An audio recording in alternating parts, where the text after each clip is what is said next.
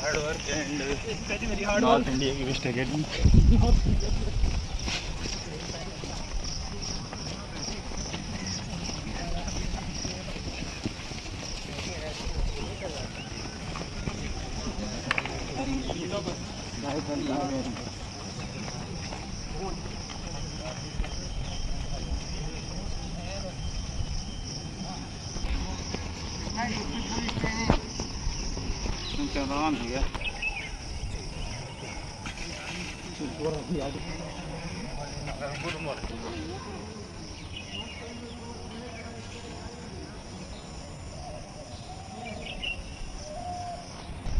एक style sting, एक style sting, फिर क्या कहते हैं कितना हुआ क्या बात।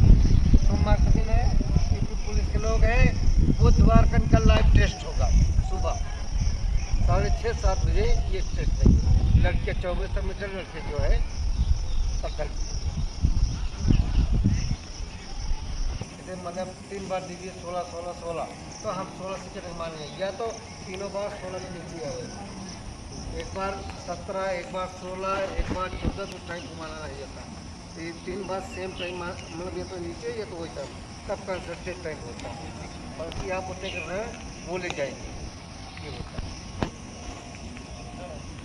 एक बार पता नहीं क्या कारण से टाइम आ गया, उसको सोचते रहे तो बहाना है कि निकल जो एक बार अच्छा टाइम है, उसी बहाना लेके कहा ये है, ऐसा नहीं होता है।